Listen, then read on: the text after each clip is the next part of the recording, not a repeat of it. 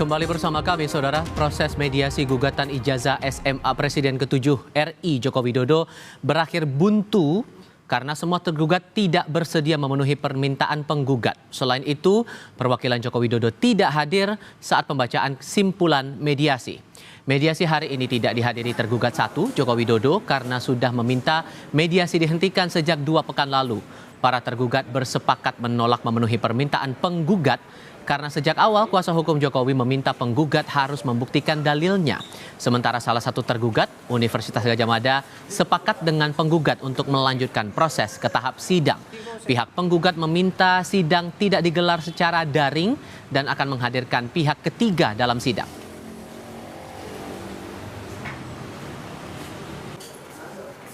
Proses tadi gagal gitu ya, jadi mediasi dinyatakan gagal, maka kemudian konsekuensinya kita akan masuk ya ke proses persidangan. Sidang besok yang pertama kami akan meminta untuk dilakukan secara offline, bahwa kami juga mungkin nanti akan mengundang pihak ketiga, tapi kami sampaikan dulu itu ke media, tapi untuk selebih lanjutnya siapa pihak ketiga itu dan lain sebagainya nanti tunggu sidang di minggu depan. Di tempat berbeda, Pengadilan Negeri Sleman siap menggelar sidang mediasi gugatan perdata ijazah Presiden ke-7 Joko Widodo pada Kamis 22 Mei besok. Gugatan dilayangkan seorang warga Makassar, Komarudin, menggugat 8 pihak mulai dari Rektor UGM, 4 wakil rektor, Dekan Fakultas Kehutanan UGM, Kepala Perpustakaan Fakultas Kehutanan UGM, hingga mantan dosen pembimbing akademik Jokowi semasa kuliah. Sidang akan dipimpin 3 hakim dengan agenda pertama, menginventarisasi berkas-berkas administrasi para pihak terkait. Jika dianggap lengkap, maka sidang dilanjutkan dengan agenda mediasi tertutup. Pihak jurusita telah memanggil kepada para pihak, baik itu pihak rektor dari UGM maupun pembantu rektor sampai dengan Bapak Kasmojo.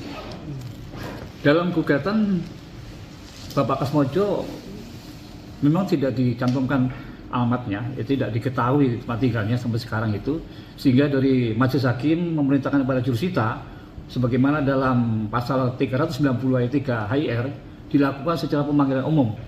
Kalau sekiranya dari persidangan pertama tersebut setelah hadir semuanya, para pihak itu, baik penggugat maupun dari pihak tergugat, para tergugat itu kan, dengan sendirinya Mas Hakim nanti akan membuka untuk forum kepada mediasi. Saya koreksi, penyampaian saya sempat keliru atas gugatan yang dilayangkan seorang warga Makassar. Yang benar adalah Komardin, bukan Komarudin. Kita ke berita lainnya. Sementara itu, Presiden ke-7 Joko Widodo sudah diperiksa Barreskrim Polri kemarin atas laporan tim pembela ulama dan aktivis atas dugaan ijazah palsu. Dalam ruang periksa, Jokowi disambut 2 penyelidik berseragam putih yang langsung memperkenalkan diri dan menjelaskan agenda pemeriksaan. Pemeriksaan itu pun berlangsung selama kurang lebih 1 jam. Jokowi mengaku mendapat 22 pertanyaan perihal dirinya yang dilaporkan terkait dugaan ijazah palsu.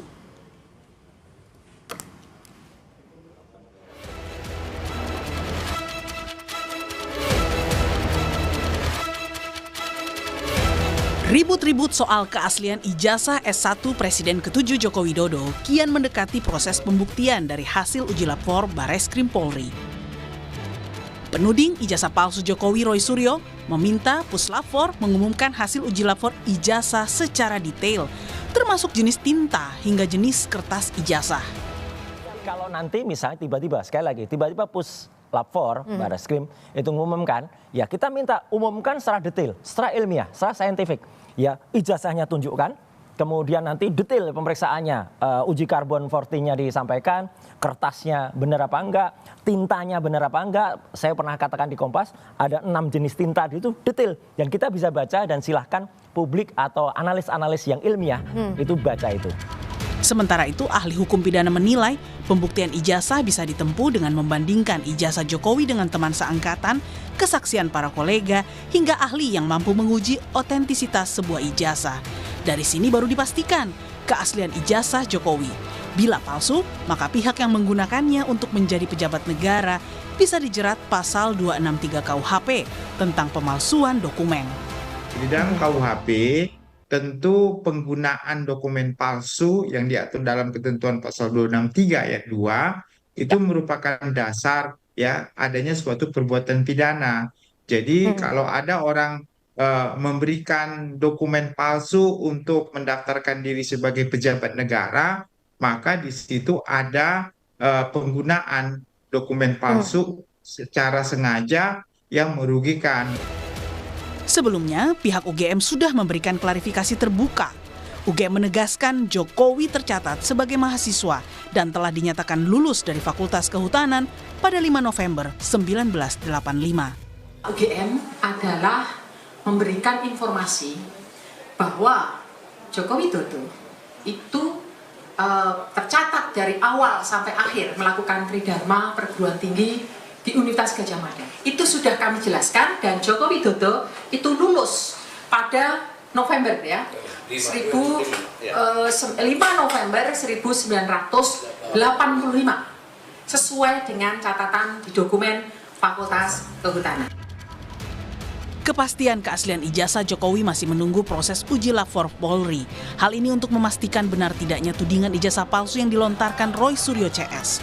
Bila nantinya ijazah terbukti asli, bukan tak mungkin proses hukum laporan pencemaran nama baik Jokowi akan menyeret para pihak yang sudah dilaporkan Jokowi di Polda Metro Jaya.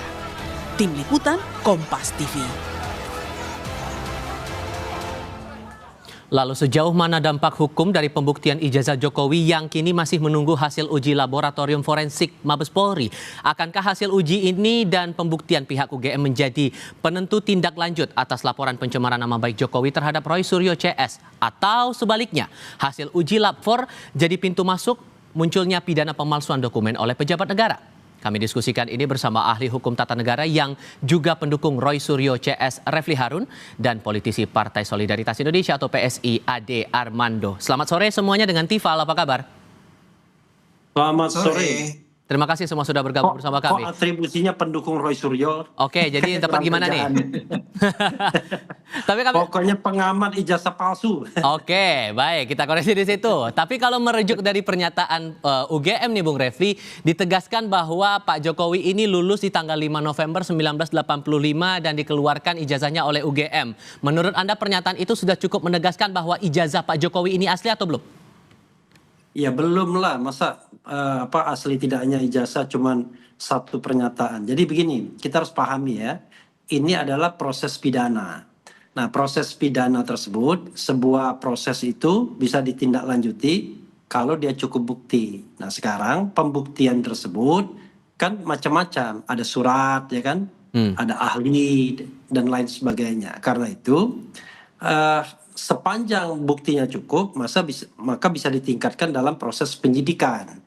Dan nanti kemudian akan ditetapkan siapa yang menjadi tersangkanya. Nah, sementara yang namanya puslapor itu untuk mendukung proses. Ya. Dia bukanlah sebuah institusi yang kemudian menjadi final untuk menentukan asli tidaknya. Asli tidaknya itu dalam sebuah kasus seperti ini ya pengadilan. Kalau pengadilan memutuskan bahwa ijazahnya itu asli, maka aslilah dia by law dan harus menunggu putusan dan ingkrah. Makanya saya katakan dari kemarin-kemarin harusnya yang diselesaikan itu kasus perdatanya, karena dalam kasus perdata itu martabat itu terjaga, tidak ada yang duduk sebagai tersangka atau terdakwa, tetapi betul-betul menguji sebuah objek yang bernama ijazah. Nah, kalau kasus perdatanya jelas, ya kan, bahwa itu asli atau tidak asli, maka pidananya nanti jalan dengan logikanya sendiri. Dan kalau uji lapor inilah kuncinya juga menurut Anda? Kenapa? Dan uji lapor atas ijazah ini juga jadi kunci penentunya? Enggak. Lapor itu tidak menentukan bahwa kalau misalnya lapor mengatakan, jadi lapor itu adalah salah satu upaya untuk dalam proses penyidikannya. Yang menentukan itu adalah ya pengadilan, karena misalnya ya, saya kasih contoh. Lapor mengatakan A, tapi ahli lain yang juga punya kapasitas mengatakan B, kan nanti tergantung hakim. Mana hakim kan gini, kalau kita bicara mengenai lapor itu kan untuk mendukung dakwaan nantinya. Nah, ini kan dalam konteks ini agak lucu. Yang calon terdakwanya itu seolah-olah malah didukung oleh pendakwanya. Pendakwanya itu kan nanti kan jaksa penuntut umum. Jaksa penuntut umum mendapatkan bahan dari kepolisian. Nah, kepolisiannya itu kalau misalnya tiba-tiba dia mengatakan tidak ada bukti dan lain sebagainya, kan nggak lanjut kasusnya. Karena itulah kemudian soal ijazahnya remains questionable, tetap menjadi pertanyaan. Makanya saya bilang, selesaikan dulu kasus perdatanya. Dari kasus perdata itu nanti akan ketahuan ijazahnya asli atau tidak. Tetap pada bagian itu. Tidak ada hukuman, ya kan? Karena baru bicara tentang pembuktian ijazah. Setelah itu baru ditindaklanjuti dengan apakah yang akan jadi terdakwa adalah yang memalsukan atau yang jadi terdakwa atau tersangka yang dianggap mencemarkan. Itu baru. Bung Ade juga ada permintaan dari Bung Roy bahwa harus dicek juga tinta kemudian kertas dari ijazahnya. Menurut Anda wajar tidak ada permintaan seperti itu untuk menelusuri keaslian ijazah Pak Jokowi? Ya, saya tidak tahu persis ya itu bagaimana cara pembuktian yang semestinya dilakukan. Tapi saya rasa sih itu bukan sesuatu yang tidak mungkin dilakukan juga kan. Cuman kan kalau dalam kasus yang gugatan dari Pak Jokowi ini kan persoalan begini.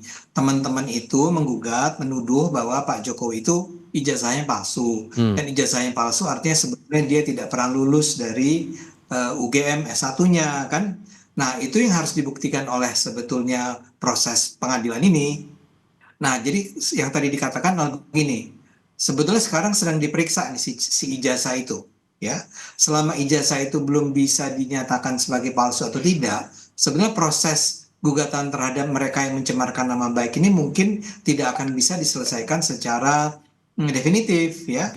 Karena misalnya kita kan harus bertanya ini kepada, atau pengadilan harus bertanya kepada Pak Roy Suryo yang mengatakan bahwa ini ijazah palsu. Atas dasar apa Anda mengatakan bahwa ini ijazah palsu, kan? Nah, untuk itu harus ada memang ijazah aslinya. Ijazah asli atau yang dinyatakan, kata Pak Roy Suryo, apa yang dikatakan oleh UGM itu bohong, dibilang ya. Ya, makanya harus dibuktikan bahwa itu memang kebohongan. Tapi kalau Jadi kemudian memang, pernyataan UGM ini, sorry saya potong Bung Ade, kalau pernyataan UGM yang bilang bahwa lembaganya sudah mengeluarkan ijazah kepada Pak Jokowi dan tegas dinyatakan lulus tanggal 5 November 1985, itu sudah cukup menegaskan bahwa ijazahnya asli atau enggak? Saya rasa itu akan menjadi keputusan hakim nantinya ya. Kalau misalnya dalam proses pengadilan ini Pak Roy Suryo itu digugat bahwa Anda tidak bisa membuktikan tuduhan Anda bahwa ini adalah sesuatu yang palsu, dan kemudian Roy Suryo memberi jawaban seperti yang Anda katakan barusan, ya. Nah, bagi hakim itu bisa diterima nggak jawaban semacam itu? Kalau dalam logika saya memang sebetulnya harus terbukti dulu bahwa itu bukan ijazah palsu, atau itu apakah itu ijazah palsu atau bukan. Itu yang akan menyelesaikan banyak masalah dalam kasus pengadilan yang sedang dijalani oleh Roy Suryo dan kawan-kawan ini. Karena menurut saya memang kalau sekedar menyatakan bahwa itu, saya tidak percaya dengan apa yang dikatakan oleh UGM. Tanda tangan UGM sendiri bisa diragukan. Misalnya ada halaman yang hilang bla bla bla, lah itu memang harus dibuktikan secara hukum menurut saya. Dan sekarang, cara pembuktiannya, ya maaf. Sekarang kita mencoba membaca kemungkinan-kemungkinannya sambil kita menunggu hasil uji lab 4-nya ini. Kalau kemungkinannya bahwa ijazah Pak Jokowi ini asli, maka kemungkinannya Pak Roy Suryo CS kena pencemaran nama baik. Nah, menurut Anda akan ada kemungkinan ke arah sana nggak, Bung Ade? Iya, jelas memang. Kalau sampai terbukti bahwa itu adalah sebuah ijazah asli, ya, Roy itu nggak bisa sekedar mengatakan bahwa, oh yang saya teliti adalah dokumen yang selama ini tersebar secara online yang di-upload oleh seorang warga dari, saya lupa tuh Mas Andi kalau nggak salah ya namanya ya, yang menyatakan bahwa dialah yang mengupload dokumen tersebut. Roy nggak bisa mengatakan bahwa yang dia analisis adalah dokumen tersebut. Karena tuduhan dia jelas bahwa sebetulnya Pak Jokowi itu tidak lulus dari UGM. Dan bukti bahwa dia tidak lulus dari UGM itu adalah bahwa ijazahnya tidak ada.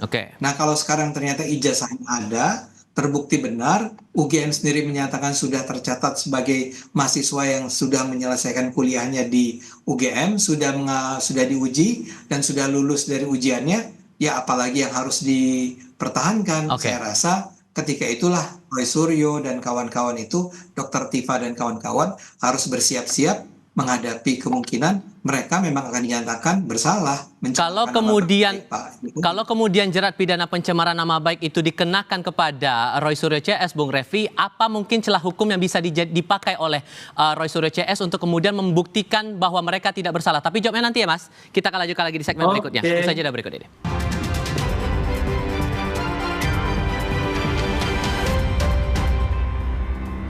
Masih mencermati kemungkinan pertama dikenakan pasal pencemaran nama baik untuk Roy Suryo CS ini, Bung Refli. Masih ada kemungkinan tidak buat Roy Suryo CS ini untuk punya celah hukum membela dirinya bahwa mereka tidak bersalah?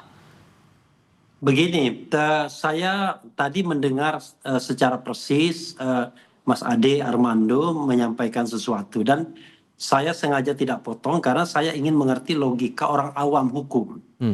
Jadi saya maklumi kalau Mas Ade nggak begitu paham karena memang ini soal teknis hukum. Jadi begini, tidak ada kewajiban Roy Suryo untuk membuktikan bahwa ijazah itu palsu atau tidak. Jadi begini, di sini ada 3 fora.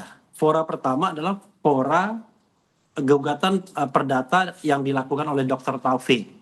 Fora kedua adalah pidana umum yang diproses oleh Bareskrim. Fora ketiga adalah gugatan pencemaran nama baik yang dilaporkan oleh Pak Jokowi. Nah, sekarang kita mau bicara fora yang mana? Kalau kita bicara fora yang terakhir, gugatan atau pengaduan yang dilakukan oleh Pak Jokowi, maka yang harus membuktikan bahwa memang Roy Suryo itu betul-betul melakukan pencemaran nama baik, ya tentu pihak Pak Jokowi duluan.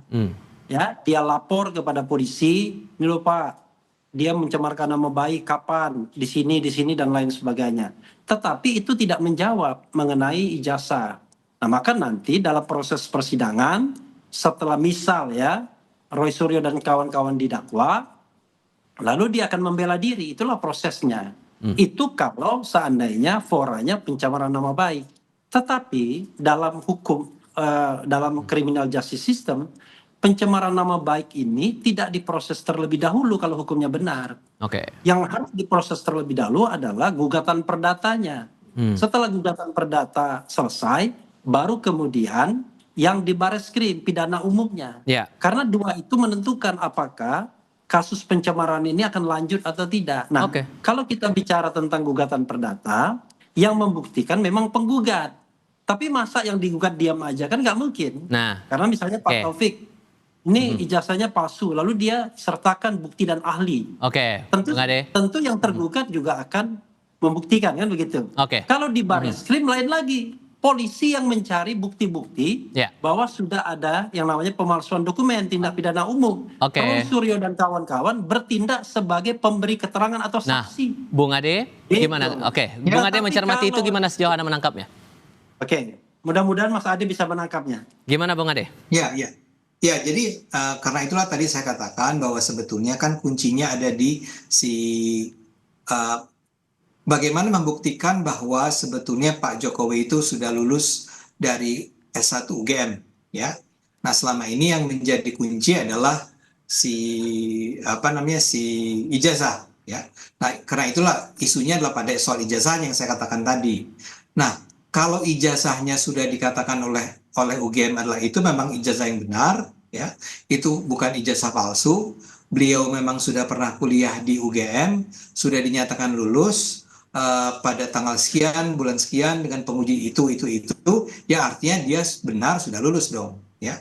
Nah, dalam hal ini orang yang harus membuktikan bahwa dia tidak lulus adalah orang yang menuduh dia tidak lulus.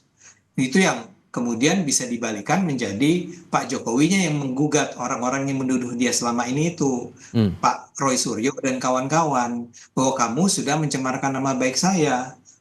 Pembuktian bahwa dia mencemarkan nama baik atau tidak mencemarkan nama baik adalah pada bukti yang bisa dia tunjukkan bahwa memang Jokowi sudah menipu masyarakat. Kalau dia tidak bisa menipu masyarakat, maka dia memang mencemarkan nama baik Pak Jokowi dong. Itu logika saya. Sekarang kemungkinan itu saya pahami karena Mas Ade nggak paham hukumnya. Jadi hukumnya itu ya harus dipastikan dulu di gugatan perdata. Nah, yang akan membuktikan ijazah itu palsu adalah penggugat Taufik, ya kan? Nah, Dr. Taufik nanti akan menyertakan segala bukti, termasuk ahli, saksi, surat-surat, dan lain sebagainya. Nah, atas itu nanti proses pembuktiannya kalau sampai ke sana, maka Pak Jokowi akan menjawab berdasarkan bukti-bukti yang bantahan. Nanti terserah tim memutuskannya. Itu kalau kita bicara siapa yang harus membuktikan. Tapi kalau laporan Pak Jokowi, ya Pak Jokowi sendiri yang harus menyertakan bukti-bukti kalau dia sudah dicemarkan. Sementara Roy Suryo nanti ya akan dia tangkis di pengadilannya. Tetapi kalau Bareskrim beda lagi. Bareskrim yang calon jadi tersangka Pak Jokowi. Pak Jokowi yang harus menangkis bahwa tudingan atau dakwaan dari jaksa penuntut umum itu adalah benar bahwa ijazahnya palsu atau dokumennya palsu. Jadi sekali lagi bergantung foranya di mana. Karena itu harus urutan perdata, pidana umum, sama baru pengaduan. Nah, yang jadi masalah jangan dibalik, jangan 3-2-1, tapi 1-2-3 harusnya begitu. Bung Ade. Apalagi urutannya udah benar tuh 1-2-3. Bung Ade, gimana ngerespon itu? Terutama kalau kemungkinannya palsu bisa jadi pemalsuan dokumen loh, kalau kata analis yang kami diskusikan kemarin. Gimana? Sorry, pertanyaannya apa? Kalau kemungkinannya palsu, kemungkinannya akan ada jerat pidana pemalsuan surat sesuai dengan pasal 263 KUHP. Kejauhan nggak kalau ada potensi ke sana? Oh enggak, saya gini, saya termasuk saya juga dosen ya, saya juga dosen dan saya sangat peduli pada keotentisitas, keakuratan, kebenaran, kejujuran ya. Jadi kalau memang Pak Jokowi itu menipu kita semua, ya tentu saja harus diungkapkan dong ya. Saya juga tidak setuju kalau seorang presiden yang sudah memimpin 10 tahun itu ternyata ijazahnya sebenarnya palsu. Nah, itu yang harus dibuktikan, itu yang harus ditunjukkan. That's right. Di perdatanya itu memang harus dibuktikan ya. Saya setuju itu. Saya tadi memang mungkin agak meloncat ya Bung Refli. Saya meloncat kepada yang soal gugatan dari Pak Jokowi kepada Roy dan kawan-kawan ya. Kan gugatannya adalah kalian sudah mencemarkan nama baik saya. Ya, kalian menuduh saya tidak lulus. Bukan gugatan Mas Ade, pengaduan. Pengaduan ya. Kalau nanti itu dilanjutkan bisa menjadi perkara kan. Dan dalam perkara itu dikatakan bahwa Anda menuduh saya, mengatakan bahwa saya tidak lulus. Saya sudah lulus kok ya. Nah, gimana caranya kan membuktikan bahwa saya sudah lulus? Itu yang tadi saya katakan. Salah satu kuncinya adalah dokumennya benar nggak sih, ya, otentik nggak sih, akurat nggak sih. Tapi apapun ceritanya, saya senang bahwa Anda sudah menjelaskan ada 3 fora yang berbeda itu. Apapun ceritanya, memang soal ijazah ini harus segera diselesaikan dulu. Dan menurut saya seharusnya penyelesaian kasus ijazah ini tidak terlalu sulit. Kalau memang seperti yang dikatakan Anda tadi bahwa ini ternyata betul-betul ada penipuan gitu ya, bahwa kubunya Pak Jokowi memang sudah selama ini menggunakan ijazah yang palsu, ya harus dibongkar. Saya setuju itu dibongkar aja. Singkat saja Bung Refli, potensi untuk dugaan pemalsuan dokumen sesuai dengan pasal 263 KUHP terbuka luaskah di sini? Sangat luas, karena saya mendapatkan beberapa bukti, beberapa saksi yang mengatakan demikian. Tetapi halangannya adalah hati-hati dengan independensi pengadilan. Kalau nanti Pengadilan Negeri Surakarta tidak melanjutkan kasus ini karena menganggap penggugat tidak berwenang, maka kita kehilangan kesempatan untuk membuktikan benar tidaknya ijazah itu. Itu soalnya. Oke, Bung Refli Harun, Bung Ade Armando, terima kasih banyak sudah berdiskusi bersama kami kali ini. Sehat selalu semuanya, selamat sore. Kami akan kembali sebentar lagi. Jelang puncak ibadah haji pada awal Juni nanti, Kementerian Agama mengingatkan jamaah Indonesia untuk mulai mengurangi aktivitas fisik berat termasuk mengurangi ibadah umroh sunnah secara berulang.